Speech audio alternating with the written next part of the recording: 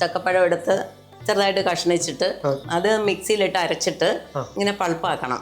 അടുപ്പിലിട്ട് നെയ്യൊക്കെ ശർക്കരയൊക്കെ ഇട്ട് ഒഴിച്ച് വേവിച്ച് കുറച്ച് നേരം വെള്ളം പറ്റിച്ചത് അതിനകത്ത് അതന്നെ. അതിനകത്ത് അരിപ്പൊടി, ഗോതമ്പ് പൊടി, റാഗിപ്പൊടി, റവപ്പൊടി ഇതെല്ലാം കൂടെ ഒന്നിച്ച് യോജിപ്പിക്കണം. ആവശ്യത്തിന് ഉപ്പ് ഇട്ട് കൊടുക്കണം. പിന്നെ ഈ ജീരകം, ഏലക്ക പൊടിച്ചതും കൂടെ ഇടണം. ഇതിപ്പം കുഴച്ച് വെച്ചേക്കുന്നത്. അടുത്ത പരിപാടി എന്തുവാ? ഇലക്കകത്ത് പരത്തണം. ഇതെന്ത് ഈ ഇവിടെ നമ്മുടെ ഈ കടല വറുത്ത് വെച്ചേക്കുന്നത്? ഇതിനകത്ത് ഇടാനായിട്ട്. അമ്മ രണ്ട് സൈഡും ഒന്ന് തിരിച്ചു മറിച്ചു വിട്ടു.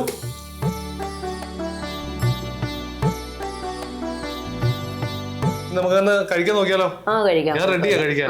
ചക്കയടാ.